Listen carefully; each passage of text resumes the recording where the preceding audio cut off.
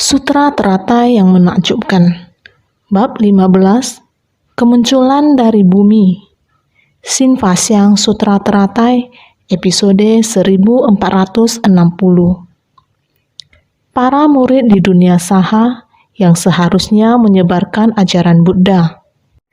Ketika membabarkan Dharma menakjubkan di puncak burung Nasar, para bodhisattva dari kawasan lain datang dari jauh untuk mendengarkan Dharma. Jumlah dari mereka adalah banyak sekali, melebihi butiran pasir yang tak terhingga di sungai Gangga.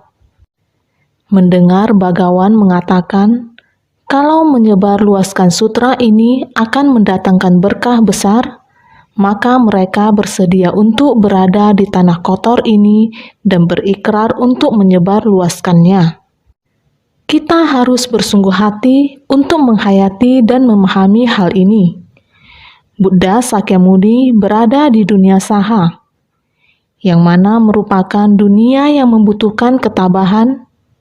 Ketika kita mendengar membutuhkan ketabahan, kita menjadi tahu bahwa ini adalah sebuah dunia yang penuh dengan penderitaan.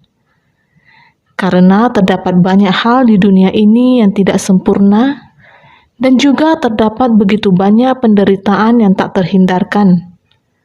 Orang-orang di dunia ini menganggap, jika memiliki uang yang banyak dan kedudukan yang tinggi, apakah ini yang disebut dengan orang yang penuh berkah? Tidak peduli seberapa diberkatinya seseorang, kehidupan tetap ada batasnya. Sesuai dengan siklus hukum alam, tua, sakit, dan mati.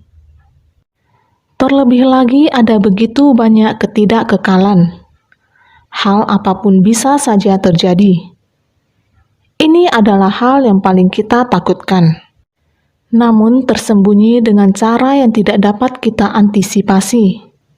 Waktu, ruang, dan hubungan antara sesama. Kapan waktu tepatnya akan muncul? Tidak akan ada yang tahu. Inilah yang disebut ketidakkekalan.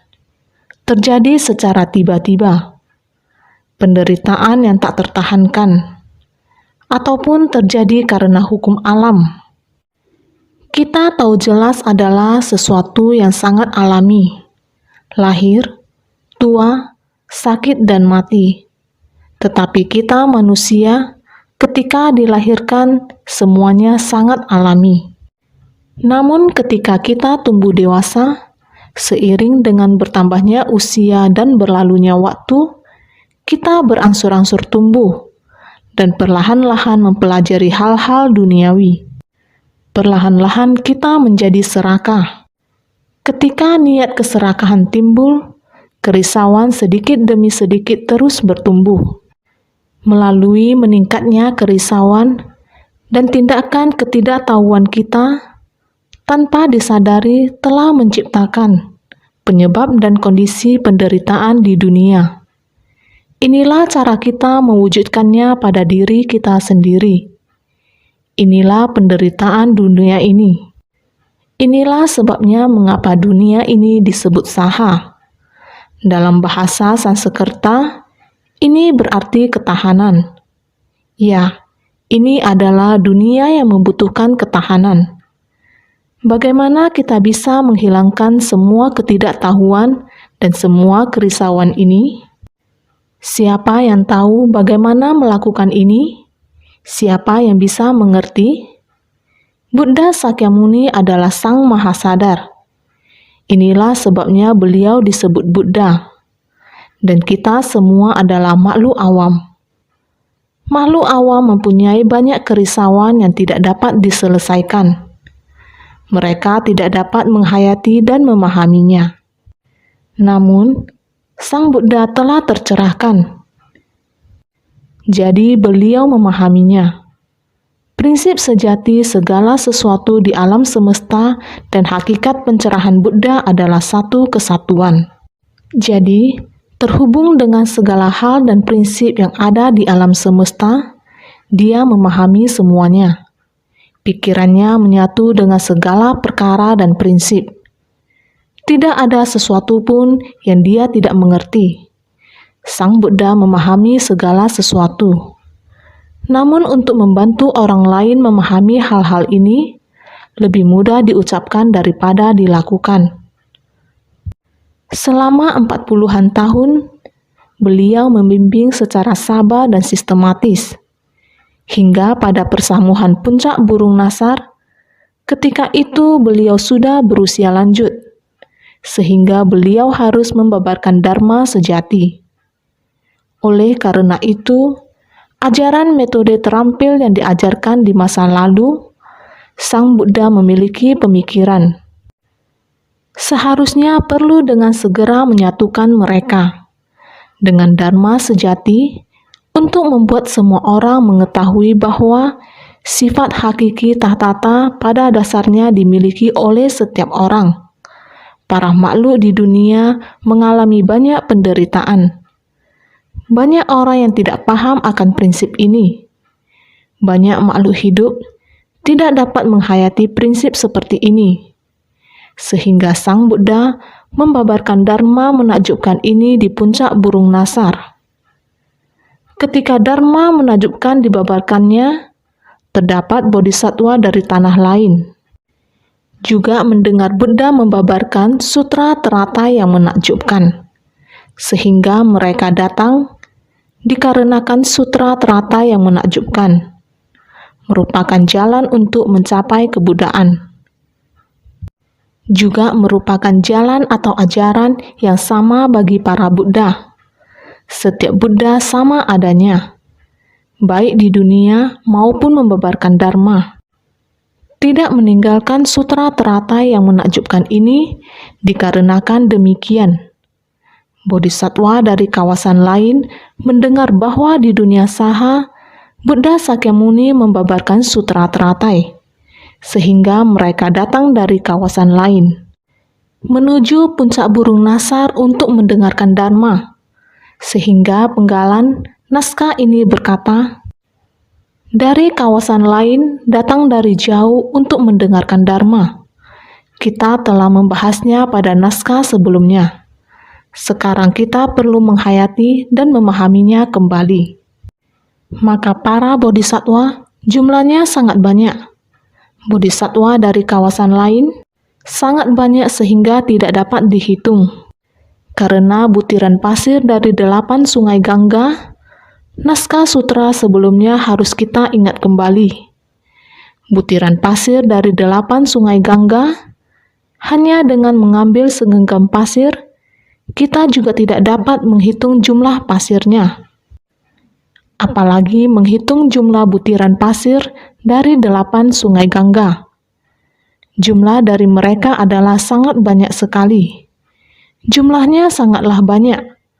Bodhisattva yang datang dari kawasan lain. Jadi kita haruslah memahami dan membayangkannya di puncak burung nasar. Kita juga seharusnya mengingat stupa mustika yang muncul. Begitu banyak bodhisattva yang datang dari kawasan lain, situasi yang sama ini tetap ada. Karena Buddha membabarkan sutra teratai.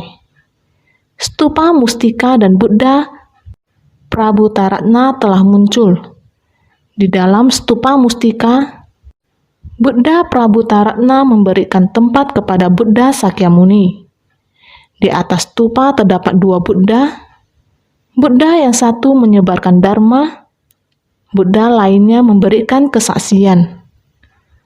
Semua masih mengingatnya. Jadi di dalam lingkungan ini, kita harus menggunakan akal pikiran kita.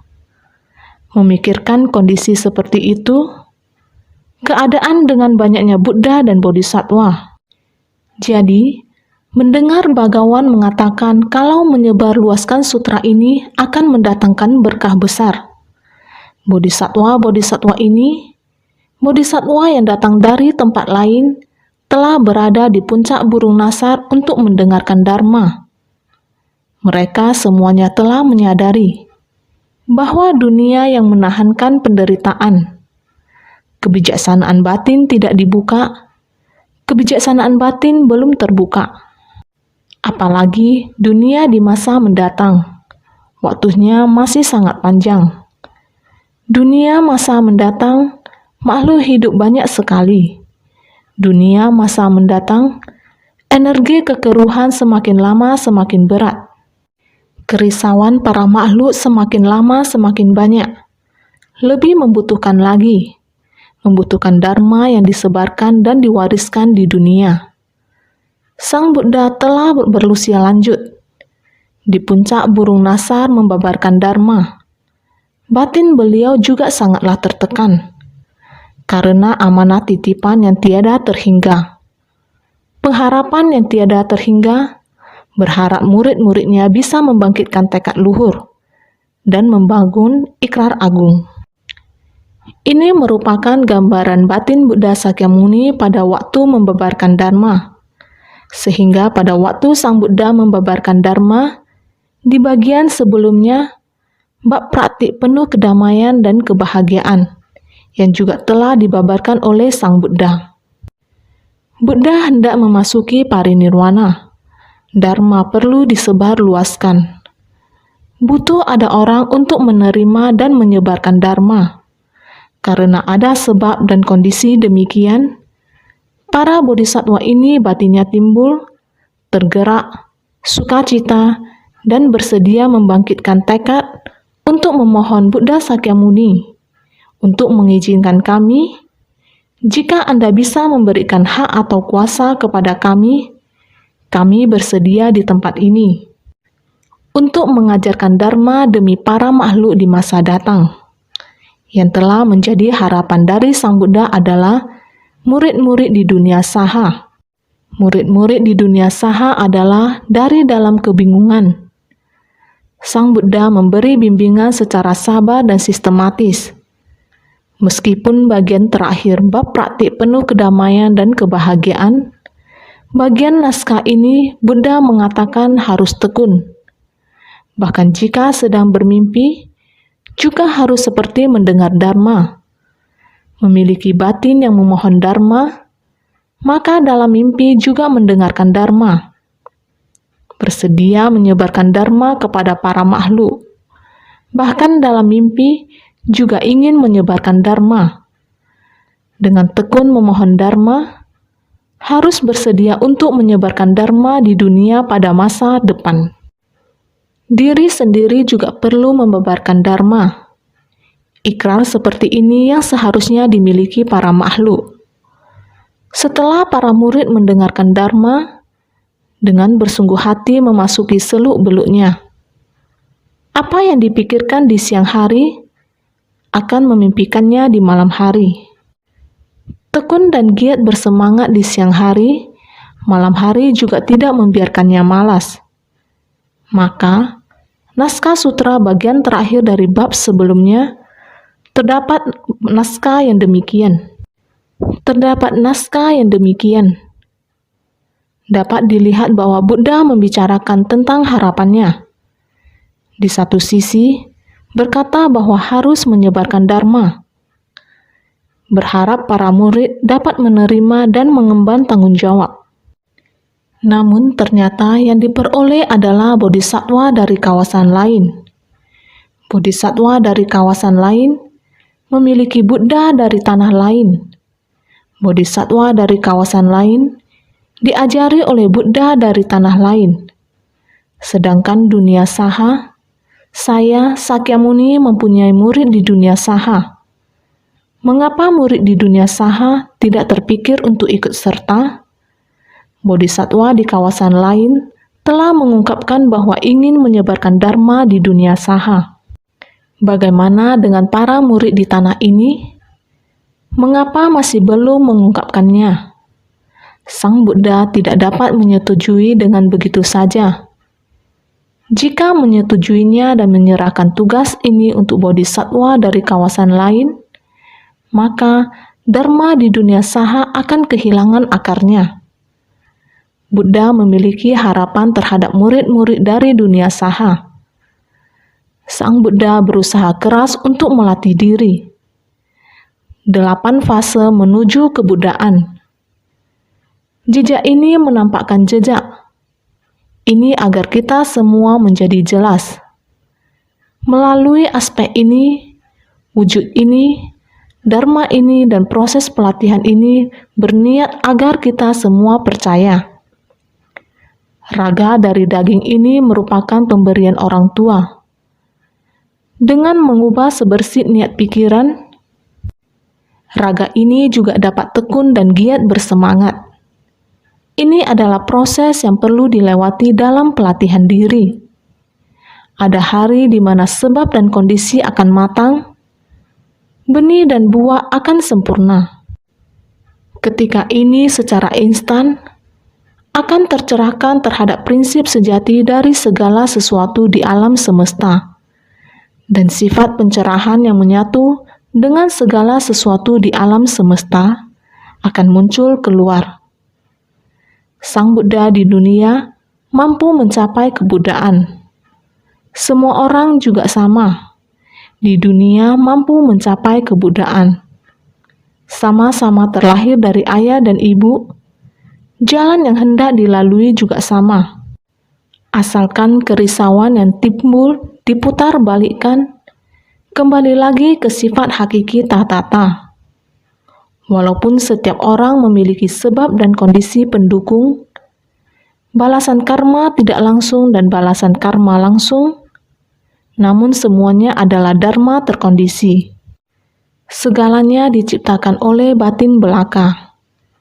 Inilah sebabnya Sang Buddha datang ke dunia, agar para makhluk awam yang bingung dituntun untuk memasuki kondisi yang tercerahkan, memahami ketidakkekalan di dunia, memahami beraneka ragam sebab dan kondisi yang bisa berkumpul, memahami bahwa jalan ini begitu mantap, jalan yang bisa dilalui, tercerahkan dalam penggunaan metode ini untuk membina diri.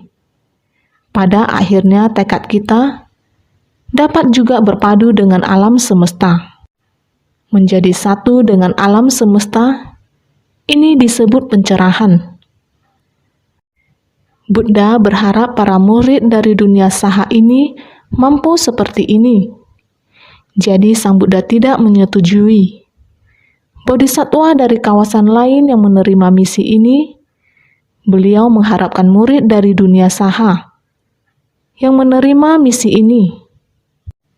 Jadi karena demikian, maka Buddha menghentikan mereka yang datang jauh dari kawasan lain adalah demi mendukung para murid di dunia saha ini, di mana mereka yang semestinya berbuat nyata untuk memikul tanggung jawab ini.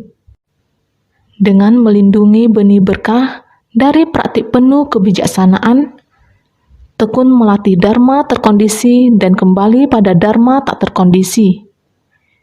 Untuk menghimbau tempat ini, dunia saha, yaitu orang-orang di lingkungan bumi ini. Orang-orang ini semua adalah murid yang langsung diajarkan oleh Buddha. Meskipun kita sekarang berjarak lebih dari 2000 tahun dari Buddha, namun kita masih membicarakan dharma yang Buddha ajarkan. Buddha Sakyamuni lebih dari 2000 tahun yang lalu, prinsip kebenaran yang telah ditemukannya terus disebarkan sampai saat ini.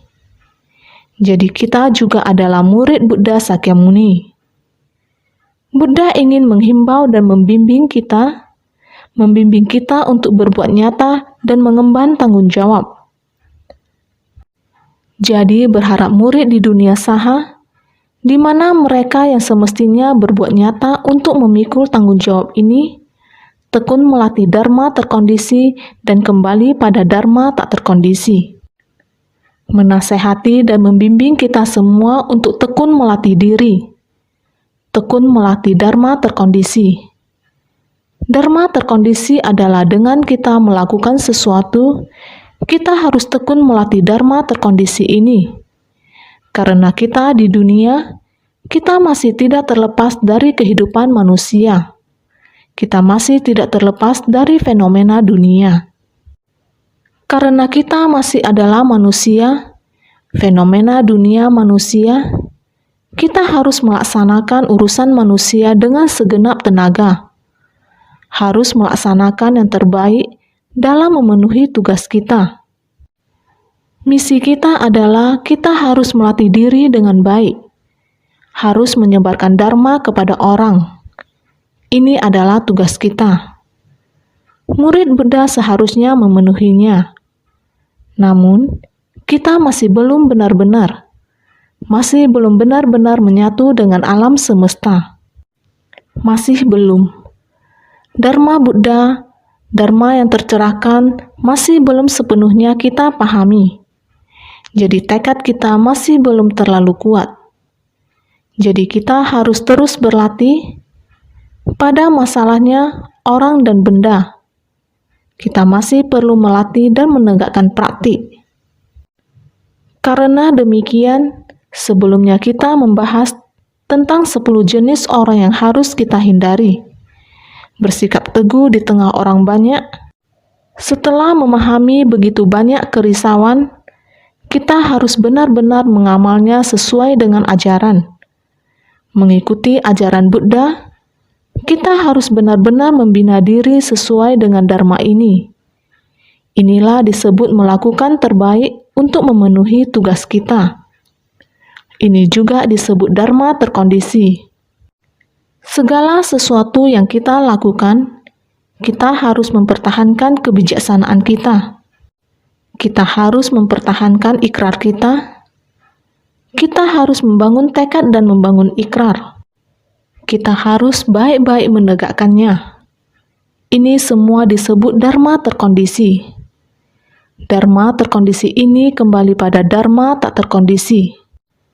Dharma tak terkondisi, itulah kebenaran sejati. Semua kebenaran sejati adalah tidak memiliki bentuk atau wujud. Tidak muncul dan lenyap. Ini disebut Dharma tak terkondisi. Sebelumnya kita juga sudah pernah membahasnya. Jadi ini semuanya berkaitan dengan konflik antar pribadi kita di dunia. Menggunakan Dharma tak terkondisi untuk memahami tentang konflik antar pribadi adalah tidak ada apa-apa.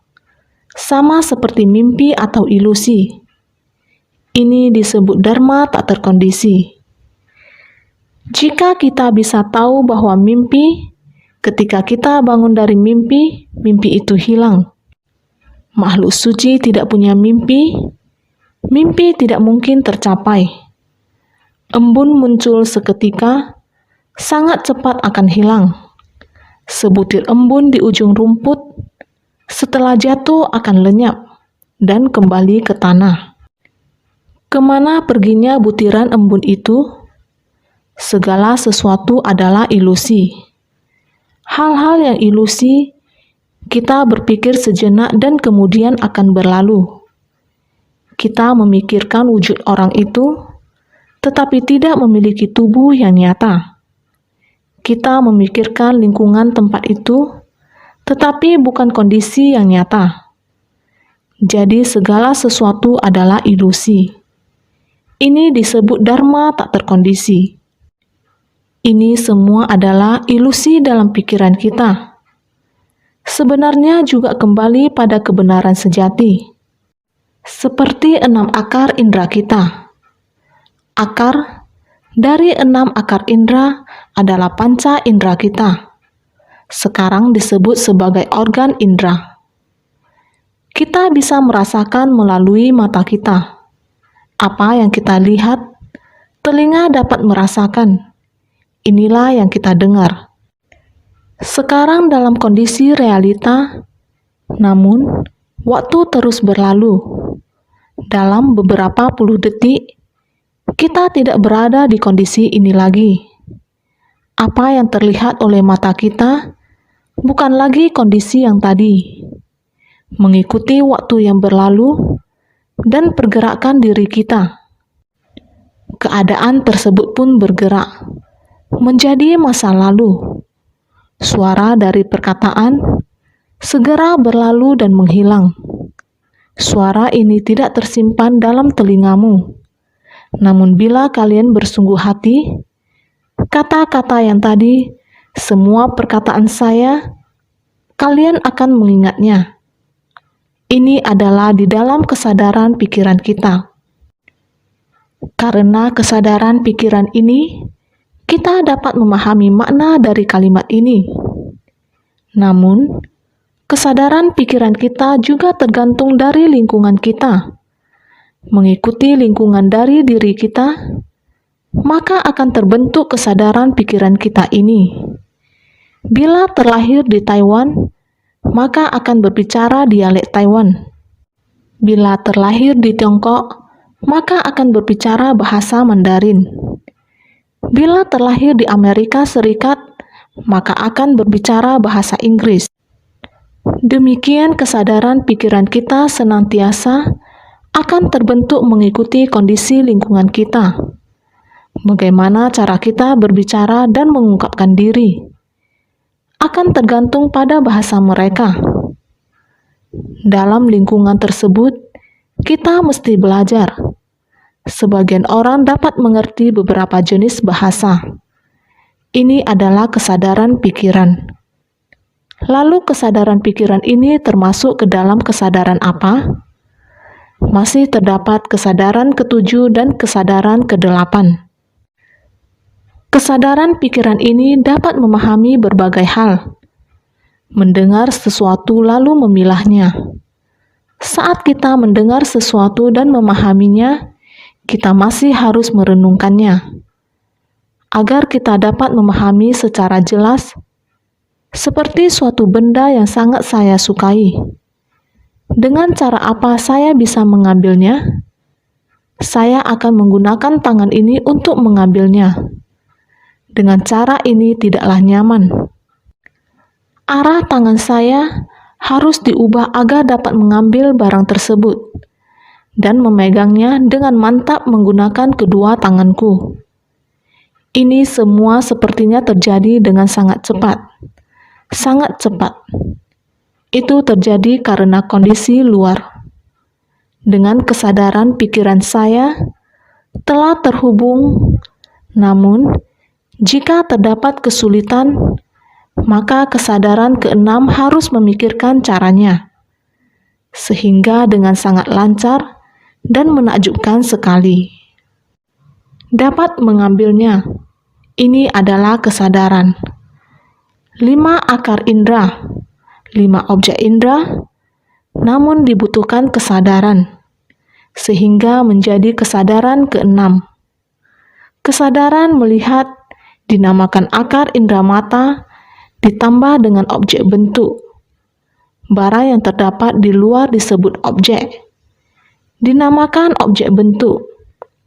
Maka jika 5 akar indera dan 5 objek indera terpadu, lalu menganalisanya, ini yang dinamakan kesadaran pikiran.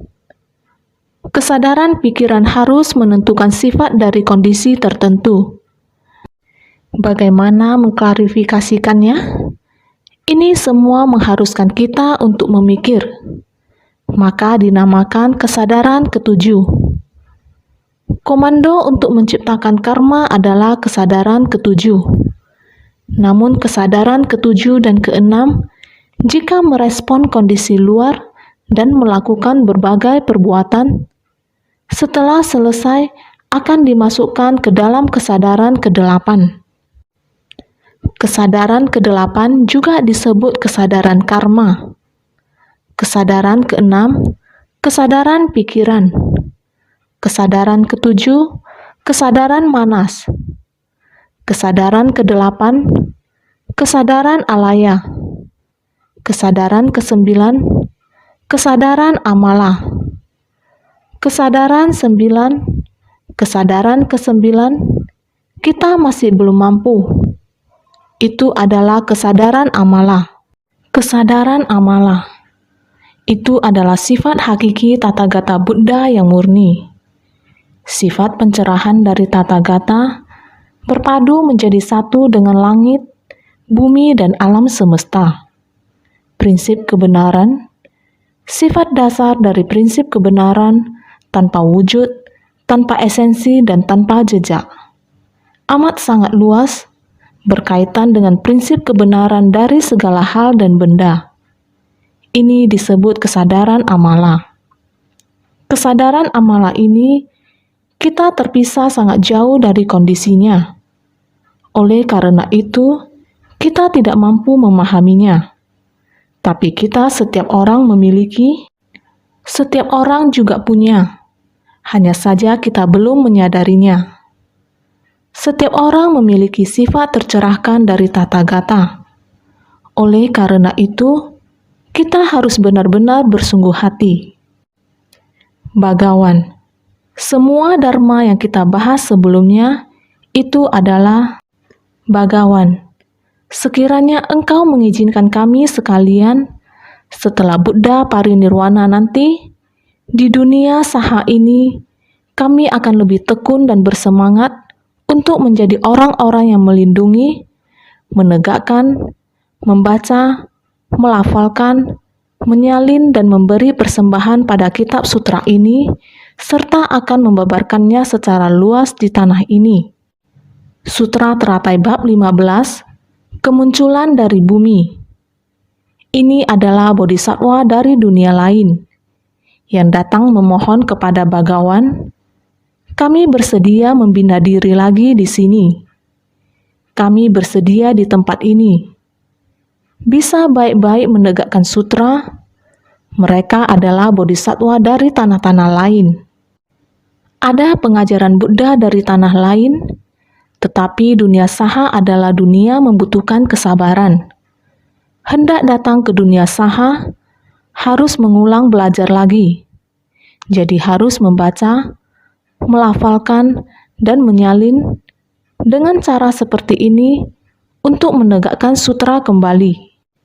Jadi, pada ketika itu, Buddha mengatakan kepada para bodhisattva mahasattva itu, hentikan, para pria berbudi. Tidak perlu kamu sekalian untuk melindungi dan menegakkan sutra ini. Sutra Teratai Bab 15, Kemunculan dari Bumi. Pada ketika itu, Buddha Sakyamuni dengan cepat dan secara tidak langsung menolak mereka. Karena para bodhisattva mahasattva memuji mereka. Para bodhisattva agung ini, terima kasih. Tidak perlu, karena tempat saya ini di dunia saha telah mempunyai orang-orang, tidak perlu menyusahkan kalian yang datang dari jauh untuk datang ke sini lagi. Begitu susah payah. Inilah kebijaksanaan Sang Buddha. Dia menggunakan bodhisattva dari dunia lain yang muncul begitu banyak orang, manifestasi kondisi ini mengungkapkan bahwa semua orang bersedia untuk datang adalah untuk menginspirasi kita. Para murid di dunia saha, jika kalian tidak mau, tidak bersedia menerima, bodhisattva dari dunia lain bersedia datang bersumbangsi. Kita harus menggenggam waktu sebaik-baiknya. Inilah maksud dari Sang Buddha. Niat batinnya, kebijaksanaannya memanfaatkan bodhisattva dari dunia lain untuk menginspirasi para praktisi dunia ini. Harus membangkitkan tekad agung. Metode ini yang digunakan. Jadi, selanjutnya naskah sutra mengatakan, kenapa demikian? Tidak perlu kalian begitu susah payah. Tidak perlu merepotkan semua orang. Kenapa demikian? Kenapa demikian? Karena di dunia sahaku ini terdapat bodhisattva mahasattva sejumlah butiran pasir dari 60.000 sungai Gangga. Masing-masing dari bodhisattva ini memiliki pengikut sejumlah butiran pasir dari 60.000 sungai Gangga.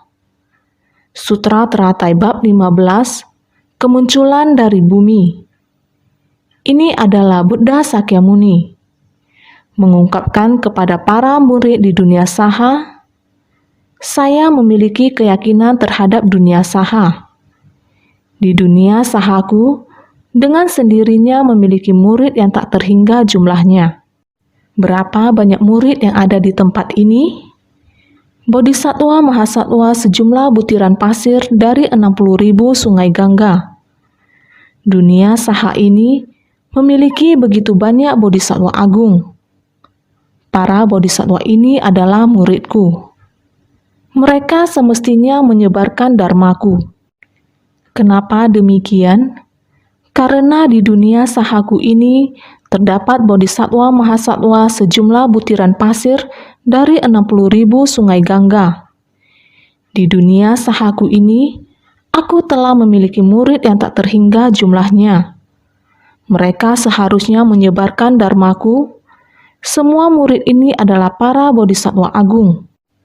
Di satu sisi, Buddha sedang menginspirasi kita. Murid-muridnya yang berada di dunia saha, di sisi lain sedang menjalin hubungan harmonis dengan para bodhisatwa yang datang dari kawasan lain. Mereka bersedia datang ke dunia saha ini. Beliau ingin mengatakan, saya sudah memiliki banyak orang di tempat ini. Kekuatan dari setiap orang di sini yang tetap ingin berada di dunia ini untuk bersumbangsi. Kekuatan yang ada seharusnya sudah cukup, sehingga tidak perlu merepotkan kalian. Inilah caranya Buddha menghentikan para bodhisatwa dari kawasan lain, dengan menolak permintaan mereka, akan tetapi juga mengungkapkan keyakinannya terhadap dunia saha ini, yang mana beliau memiliki banyak murid. Sebenarnya telah hadir bodhisatwa mahasatwa sejumlah butiran pasir dari 60.000 sungai Gangga. Ini menandakan 6 kesadaran. Kita semua merupakan makhluk awam, tetapi kita telah memiliki 5 akar indera. 5 akar indera adalah mata, telinga, hidung, lidah, dan tubuh jasmani. Karena kelima akar indera ini terhubung dengan faktor luar, terdapat banyak hal-hal yang halus dan kecil di sekitar kita.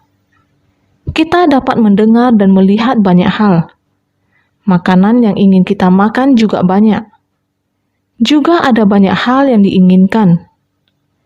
Bila kita memutar 5 akar indera dan 5 kesadaran kita ini, merubah nafsu keinginan ini menjadi dharma. Kita harus merubah nafsu mengejar hal eksternal menjadi ingin mencari dharma. Maka kekuatan akan menjadi besar. Kita serakah dalam segala hal sekarang, serakah terhadap hal di luar. Jika kita bisa mengubah begitu banyak nafsu keserakahan ini menjadi dharma terkondisi dengan berbuat sesuatu, kita membangkitkan tekad luhur dan membangun ikrar agung. Dengan tulus membangkitkan ikrar agung, dengan tulus ingin menyelamatkan semua makhluk. Batin ini, 6 paramita dan segala praktiknya. Ibarat ikrar yang sebanyak butiran pasir sungai Gangga. Dan begitu banyak dharma yang dapat membuat kita tekun dan bersemangat. Jadi, 6 paramita dan segala praktiknya sama dengan sejumlah butiran pasir dari 60.000 sungai Gangga. Banyak sekali caranya. Para murid di dunia sahaku ini menggunakan 6 kesadaran untuk mengembangkan diri. Dengan menggunakan metode 6 paramita dan segala praktiknya. Jadi, ini adalah tak terhingga jumlahnya. Terutama 6 paramita dan segala praktiknya. Dapat digunakan untuk menginspirasi. Dari 1 tumbuh menjadi tiada terhingga berawal dari 1. Ini adalah prinsip kebenaran makna tanpa batas. Untuk kita semua yang ada di dunia saha, bukankah semua orang di dunia saha harus menahannya dengan sabar? Kita harus dengan sabar menahannya. Kita bisa merubah 6 akar indera dan 6 objek indera kita. Dengan kebijaksanaan kita bisa mengubahnya. Kita bisa mengubah nafsu dan keinginan kita menjadi praktisi spiritual 6 paramita. Mengubah 6 nafsu indrawi menjadi 6 paramita. Dengan begitu, kita bisa menjadi teladan bagi orang lain. Kita akan bisa mengubah orang lain satu demi satu secara terus-menerus, menjadi teladan bagi orang lain dalam segala hal. Dengan begini menunjukkan Bodhisatwa Mahasatwa sejumlah butiran pasir dari 60.000 sungai Gangga, dan secara bergantian. Masing-masing dari bodhisatwa ini memiliki pengikut sejumlah butiran pasir dari 60.000 sungai Gangga. Kita mempunyai 6 akar kesadaran. Orang-orang yang kita bimbing juga mempunyai 6 akar kesadaran. Jika kita bisa menggunakan 6 akar kesadaran untuk memahami kesadaran ketujuh, kesadaran mana, dan kesadaran ke-8, kesadaran alaya, jika kita dapat memahaminya dengan sangat jelas, kita akan bisa merenungkan dengan hati-hati. Kita bisa merenungkan tentang bagaimana menggunakan 6 kesadaran dan bagaimana menggunakan tubuh kita agar tubuh kita bisa bereaksi dan dengan bajik memahami. Saya sering berkata, sikap berpengertian, kebijaksanaan adalah keleluasaan yang diperoleh dari sikap berpengertian. Begitu panas. Kita harus bagaimana? Kita harus segera menggunakan kebijaksanaan dan bersikap berpengertian. Dengan sendirinya akan menjadi leluasa. Oh, sulit sekali untuk bersumbangsi. Apa yang harus dilakukan? Saya merasa tertekan. Dengan sikap berpengertian akan diperoleh keleluasaan. Kita mesti tahu bahwa berkah adalah sukacita yang diperoleh dari bersumbangsi. Kita semua menciptakan berkah, meskipun butuh upaya keras dalam bersumbangsi, kita menciptakan berkah. Insan suci tidak menganggap ini sebagai kesulitan. Mereka menyebutnya sebagai berkah. Jadi, berkah adalah sukacita yang diperoleh dari bersumbangsi. Kebijaksanaan adalah keleluasaan yang diperoleh dari sikap berpengertian. Bukankah kita sudah mendengar tentang ini sebelumnya? Saya terus berharap agar insan suci memahami ini. Jadi kita mesti bergerak cepat tanpa keraguan dalam melakukan kebajikan. Inilah praktik 6 paramita. Kita merenung dengan sungguh-sungguh. Kita mesti melakukan ini untuk mengembangkan kebaikan hati kita. Kita mesti lekas bertindak tanpa keraguan. Kita mesti tekun dan giat bersemangat. Masuk ke tengah orang banyak untuk membimbing para makhluk. Kita harus memikul misi ini dengan berani. Inilah kesungguhan hati. Jadi kita mesti bersungguh-sungguh dan sepenuh hati. Jadi, bagi setiap bodhisatwa, masing-masing dari bodhisatwa ini memiliki pengikut sejumlah butiran pasir dari 60.000 sungai Gangga. Kumpulan pengikut yang telah dibimbing oleh setiap bodhisatwa juga sangat banyak, seperti butiran pasir di sungai Gangga banyaknya. Setiap dari kita dapat mampu segera pergi keluar untuk membimbing orang. Kita mampu untuk membimbing orang lain. Demikian pula, masing-masing dari bodhisatwa ini telah memiliki 6 akar indera dan 6 kesadaran. Dengan merenungkan keadaan 6 objek indera, kita akan mampu menciptakan berkah. Berkah adalah sukacita yang diperoleh dari bersumbangsi. Semakin banyak melayani, semakin banyak kebahagiaan yang diperoleh. Meskipun banyak hal-hal yang sulit untuk ditahankan di dunia ini, meskipun sangat menderita untuk menahannya, kita harus pengertian. Kebijaksanaan adalah keleluasaan yang diperoleh dari sikap berpengertian. Kita mengembangkan kebijaksanaan kita dari berpengertian memperoleh keleluasaan. Kita seharusnya memiliki kondisi batin yang seperti ini. Jadi, kita tidak perlu ragu. Kita harus selalu memilih hal yang benar, dan lakukanlah.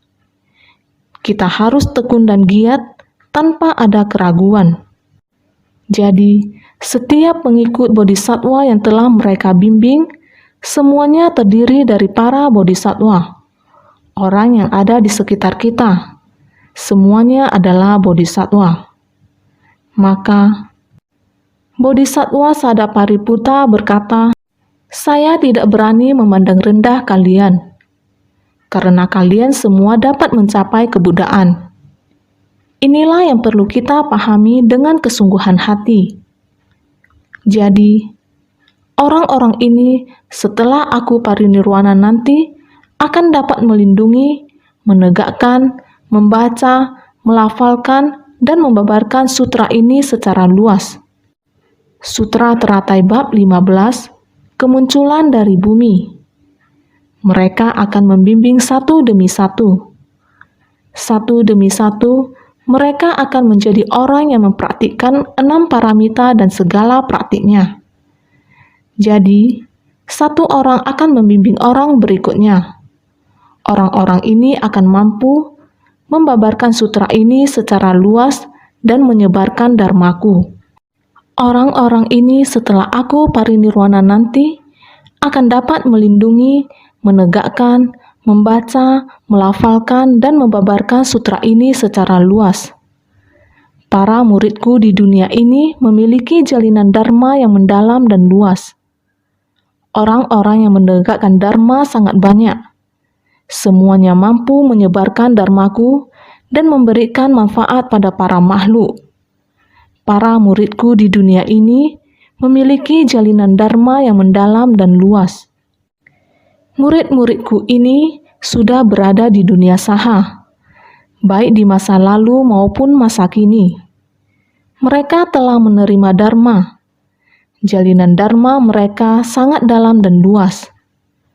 Jadi, orang-orang yang menegakkan dharma sangat banyak.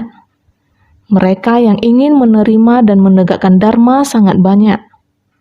Jadi, semuanya mampu menyebarkan dharmaku.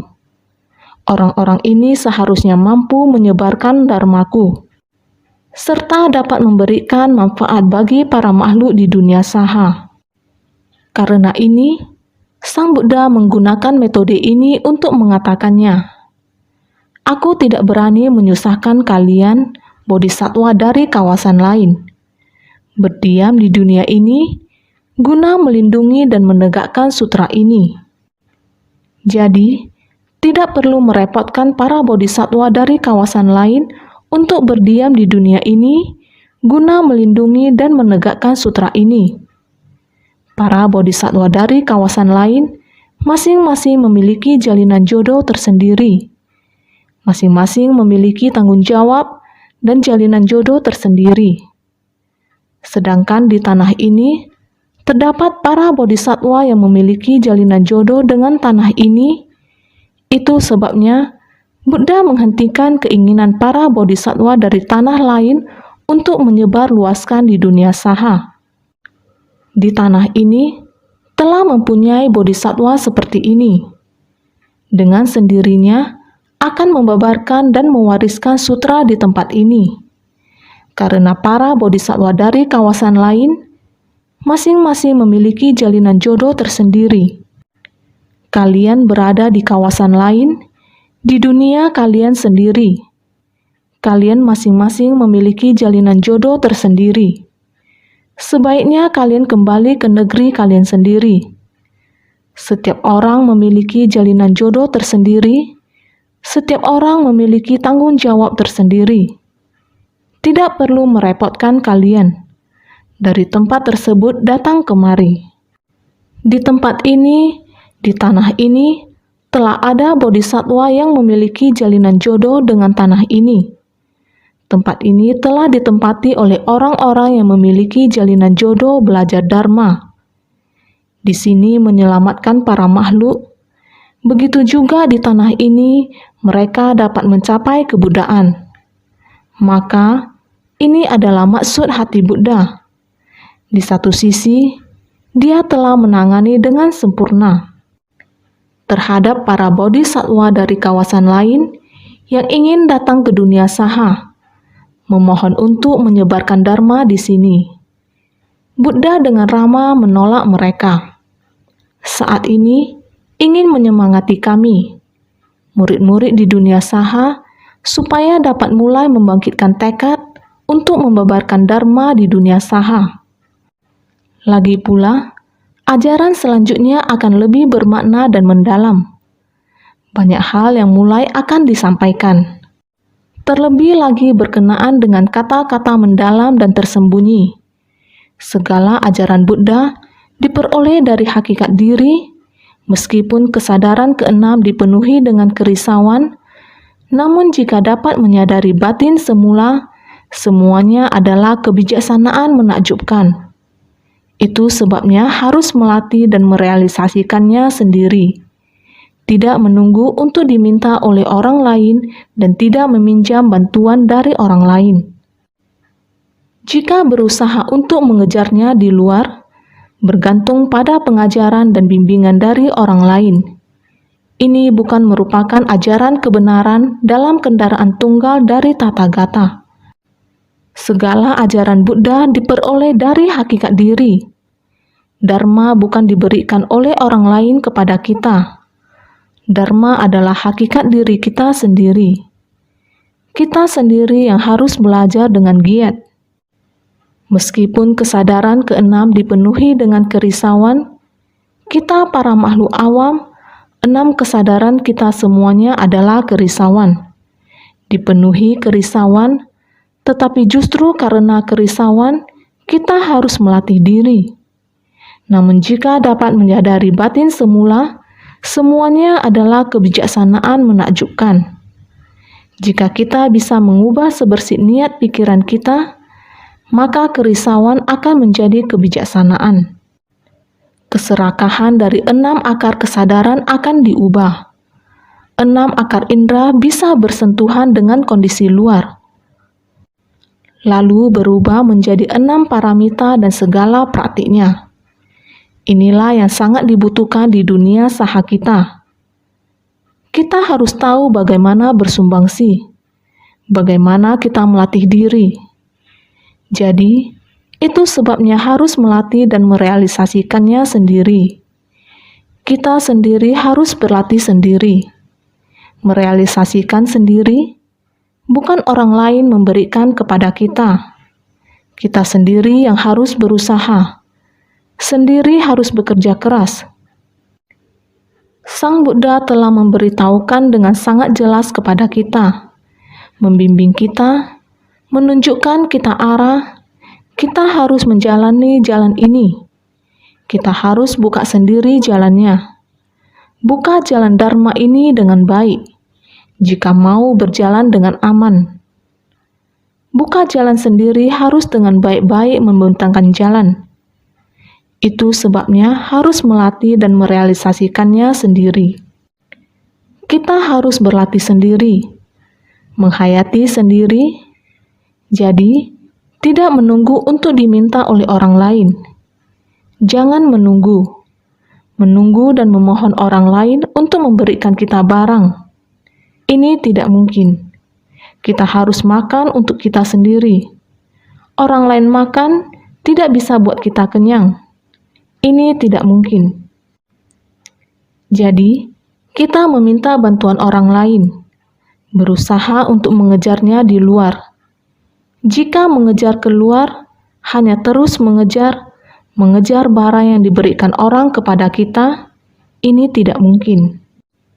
Ini bukan merupakan ajaran kebenaran dalam kendaraan tunggal dari Tathagata. Ajaran Buddha bukan demikian, sehingga Buddha berharap kita bisa melatih diri dan mempraktikkannya, bukan bergantung pada pemberian orang lain. Ini merupakan prinsip kebenaran yang sejati. Ajaran kendaraan tunggal sejati Buddha hanya ada satu metode. Kamu ingin kenyang, kamu sendiri harus makan. Kamu sendiri yang menyerap nutrisinya. Tidak bisa saya yang makan sangat kenyang dan melakukan pelimpahan supaya kamu kenyang. Ini tidak mungkin. Sehingga kamu ingin mencapai kebudaan, kamu sendiri harus berupaya. Kamu berupaya melatih diri. Prinsip kebenaran yang sama. Sehingga kita harus Berkah adalah sukacita yang diperoleh dari bersumbangsi. Jika memohon berkah, kamu harus menciptakan berkah. Kamu tidak menciptakan berkah, bagaimana kamu memohon berkah? Kamu harus melakukan bersumbangsi. Kamu merasa sukacita. Kebijaksanaan adalah keleluasaan yang diperoleh dari sikap berpengertian. Kebijaksanaan kamu adalah jika menemukan kesulitan dalam proses pelatihan diri, kamu sendiri harus berpengertian. Maka akan tahu bahwa keberkahan dan kebijaksanaan harus segera dibina. Tidak boleh telat. Sekarang tidak kamu lakukan, orang lain akan melakukannya. Bodhisatwa dari kawasan lain akan mengatakan, Buddha, kamu mengizinkan kami untuk melakukan. Kami bersedia membina diri dari awal. Bodhisatwa lain juga bersedia membina diri dari awal. Kembali melatih diri, inilah dunia saha yang membutuhkan kesabaran. Mereka bersedia kembali lagi. Kamu pikirkan, jika tidak segera melakukannya, orang lain juga akan melakukannya. Sehingga, kita harus giat bersemangat masuk ke tengah orang banyak. Kita harus segera dan berani memikul tanggung jawab. Senantiasa lebih bersungguh hati.